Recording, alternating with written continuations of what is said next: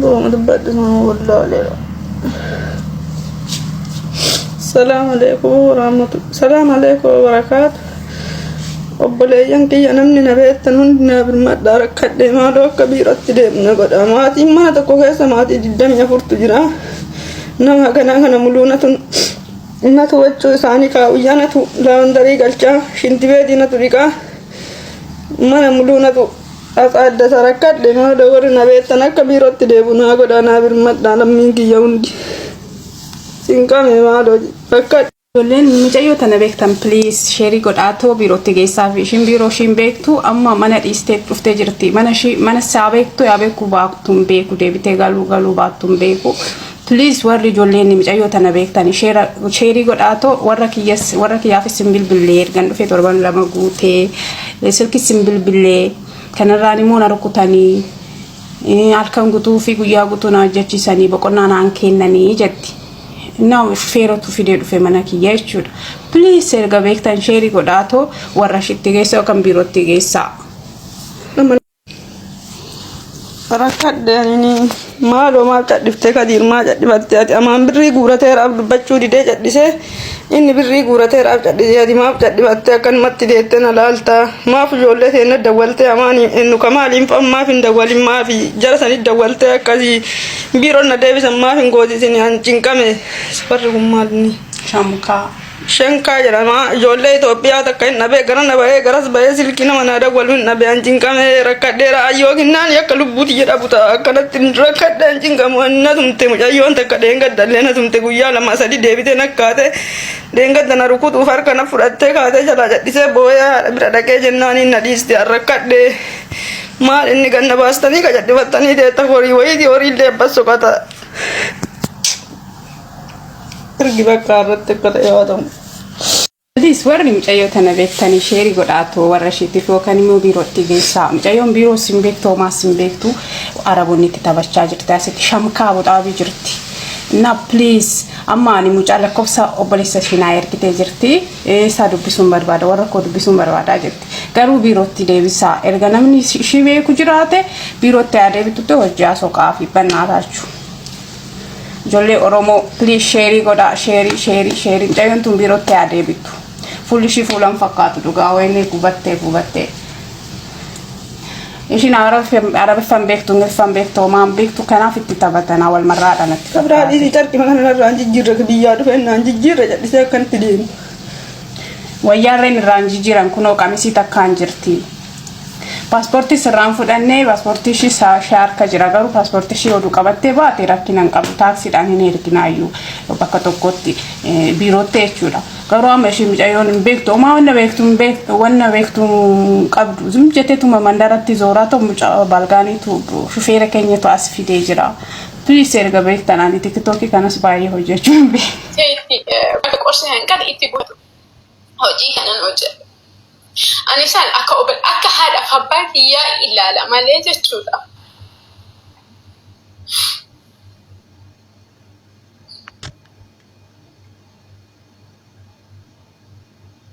Ani akka haadha abbaa kiyyaa ilaala malee taasaayyuu akka ilma Oromootu ilaalee hin beeku.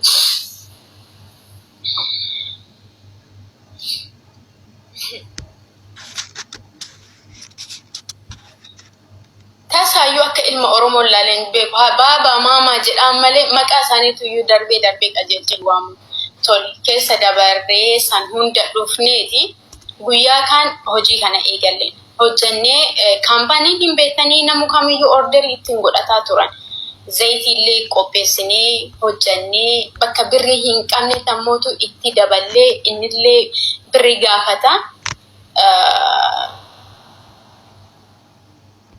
Birrii gaafataati itti hojii kana guunne hojjanne. Hojii kana ji'a tokko keessatti birrii diraama 35,000 hojjanne.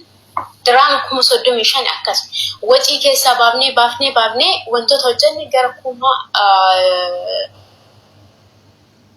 kudhawayii akkasuma kudhawayii immoo 5,000 akkasitu hafeena fakkaata waan hunda goonee zayitii yoo xiqqaate kan hojjanne jenne waan 100 baasu walitti jira lafa ture. Birrii kana hin hirreenne amma san birrii hin fudhanne an uffata kiyya dura mana madaam dalagadhee bakka kana booda biyya gale hojii mataa kiyya uumadha waan jedheefi uffata kiyya ofaafoo obboleetti tiyyaan galchee ture. Shaanxaa tokko harkaa qaba ture.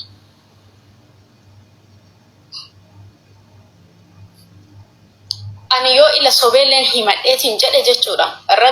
Rabbii kiyya jala taa'e soban dubbadhu.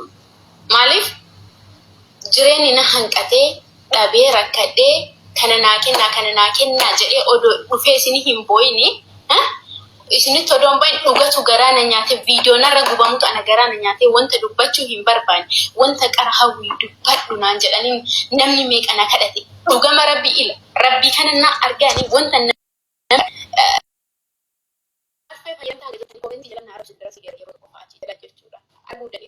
nama wanti hojjetu yaada malee yaaddee bakka ila hay jireenya kiyya ofu kiyya of godhe waan ta'eef hin nyaadhu hin dhugu jedhee akkasii yeroo itti sammuu ta'e kun dhiibbina jedhee nyaata dhiiseerummaan isaanii jira. Dhugaa haa dubbatanii. Gaafa Muhammad deessisoo dhufu mana isaanii dhufu nyaata eega dhiise guyyaa 4 ol caalee guyyaa isaan mana isaaniidhaan nyaadhe. Sababa itti aaree qaba. Achi waan meeqanaan jettee ana maatiin kiyya hin deebisne adda deebii kana deebisa. Maaliif wanti hundinuu yeroo isaa eeggatee deebi'a waan ta'eef jechuudha. Ana maatiin kiyya maatii akkamis seeraan na guddiseeru ka beeku beekaa. Hagadhaa dhaabadhee haadha tiyya afoo malsitti deebisee hin beeku. Biyya Arabaa taa'ee haadhaaf abbaa kiyya gaafa isaan bakka akkana hin deebin akkana hin ta'innaan jedhan ajaja haadhaaf abbaa kiyya bilbilaan dhaga'aaf. Isinii galee yoo isaan lukaan fuudhin mana naan jedha an lukaan fuudhu. Ajaja isaanii dhaga'uuf guyyaa takka haqiiqaa dhaabadhee na himanii hin beekan. Isinii galee haadhaaf abbaa kiyya seeraan na guddisi jettee isin dubartiin nama dhiiraarraa waan baay'ee naan jette. Amma waa meeqa miidhamtu tokkoffaa irratti feesbuukii kiyya dhabee, yuutuubii kiyya dhabee, tiktookii kiyya dhabee, kawaasappii uummanni miidhama meeqa bilbila kana keessa jira. Irraa waan baay'ee na jalaa balleessanii jechuudha.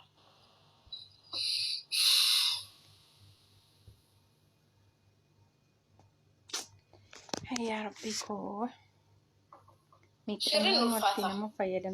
Angaruu daban qabuuf tiktookiin kiyyallee naa deebee yuutuubii subhanallah ulfaata. Angaruu daban qabuuf tiktookiin kiyyallee naa deebee yuutuubii feesbuukii tiktookiin kiyyallee naa deebee yuutuubii feesbuukii ulfaata.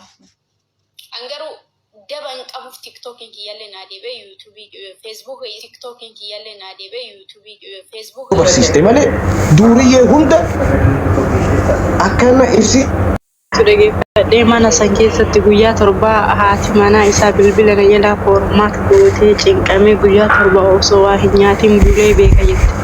Guyyaa torba guyyaa 4. Kun jechuun waan akkaan ulfaataadha. Sii galee guyyaa akka guddaadha. Namni innuu hoggaa mucayyoon biratti beela bultu maaliif jallise? Kuni yaada biraa qaba. Amma meeshaa bira jiru huccuu isirraa kaasee warqee irraa kaasee mallaqa bira jiru irraa kaasee Duubaay keessa jiru amma ashitti as jala jirti nama biraa illee ta'e kanarratti fokus godhaa waan darbe. Zara afaan irraa si qabaa koy waan tokko sitti malu. Uummanni Duubaay keessa jiru kijibaadha. Qabadhu maaliif jette jedhite. Jaarsi tortoraan kuni kolleejjii seeneen baranne. Barumsa wayii waan inni barate hin agarre. Inni eebbisiifame hin agarre. Jaartii waliin Abiyyi Ahmad ta'anii daa'ima harka qabatanii diddibatanii yoo deemanii garaa duratti dhiibe ani laalabee takka hallicheessa deemaa jira jedha wallahi. Kina inni wannoo muruuf deema. Abiyyi fakku ta'e wallahi.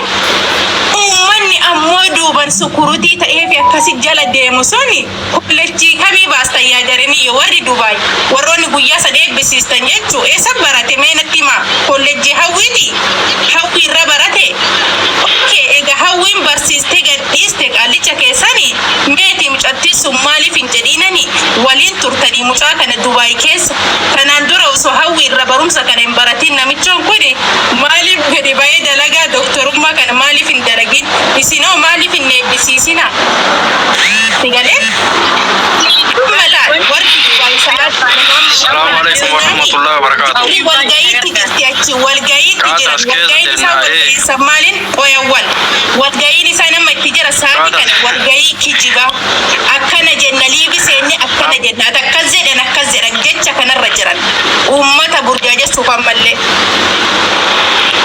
Abbo ani yaada keessaniin adda qaba isin mara keessan kanaayyuu dhiifamallee naa godha.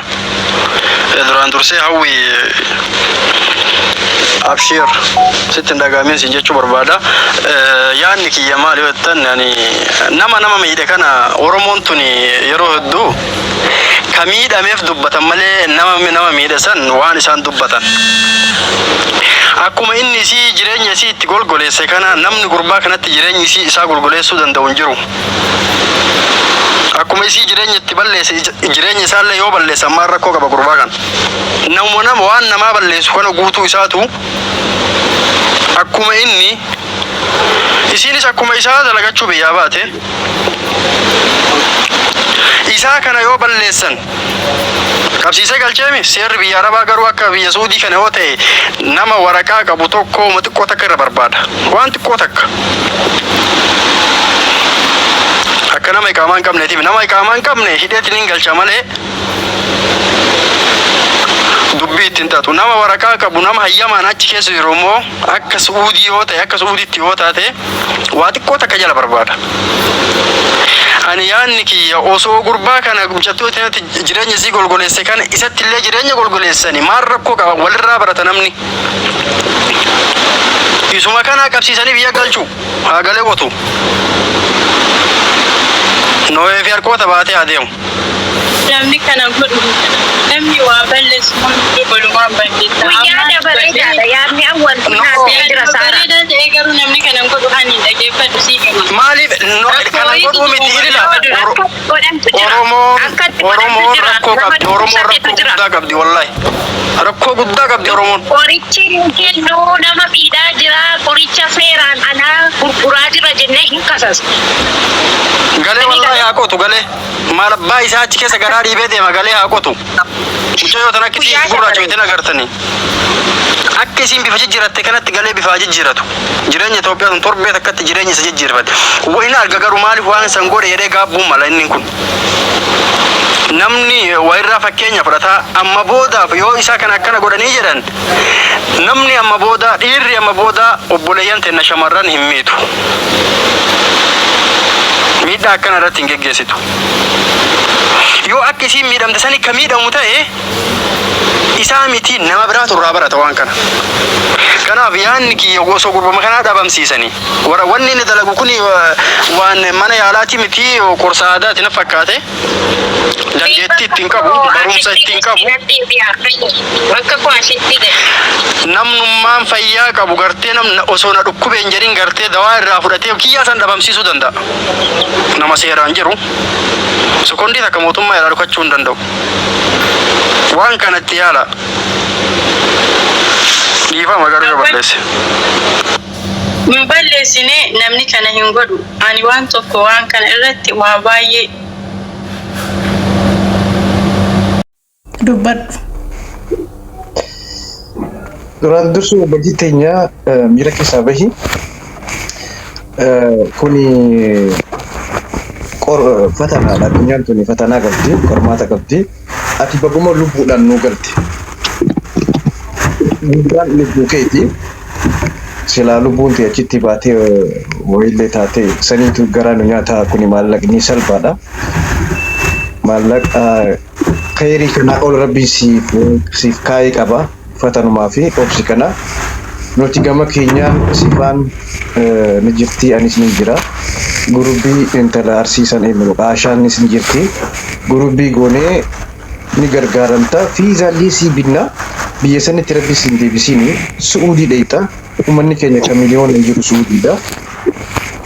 Abshir je kunoo sifaan as jala jirti. Anis sin gargaara gama kiyyaani sifaanis gargaarti. Uummanni Oromoo kun 300,000 laalu jira 300,000 kuni yoo laquma riyaaluma xiqqoo buufame fiizaa si bituu dandeenya. Uummata taaf godha. Abshir kanaan joo barbaada. Lammaffaa waa'ee kanaa waa'ee rakkina kanaa yeroo 100 dubbanne waa'ee Dubaay kanaa yeroo kuma tokko dubbannu yeroo nuti dubbannu nurratti deemtanii saniif dhaabnee wanni Dubaay fi wanni Kuwait fi wanni Saudi rakkoon hawaasa keenya irratti deemaa jiru lakkaa'amee hin dhumu firraa callisinee waan qadanteenyu yeroodhaaf nama dhumaa jira jenneeti illee mana hidhaatti kennan dhaabee ajandaa kan ajandaa ijoollee Dubaay kana duraanaaf kokkee qabee sifaan hojiidhaan irratti duulaa ture saaxilaa turre wanni isaanii dhumu takka lamaa sadii jenneen garuu rakkinni uummata Oromoo irratti jiru takkoon isin hidhaama asuma maaliif namni baay'ee waan daawwataa jiru jechaa Oromoon nama muka hudduu kaayuu san deeggatti nama isaaniif dhaabbatu nama isaaniif gargaaru godha harkaan gadi hin taa'inaati. Nama akkanaa kana cinaa dhaabbachuu hin beekan. Oromoon feemasa hin qabdaan dhugaa jirtuun isin feemisni Oromoo maallaqa isaatiif daldala gaafa Oromoon rakkatti takka dhufanii hin dubbatan gaafa Oromoon dhuftu keessaa ijoollee biyya Arabaa waniin isin hidhaama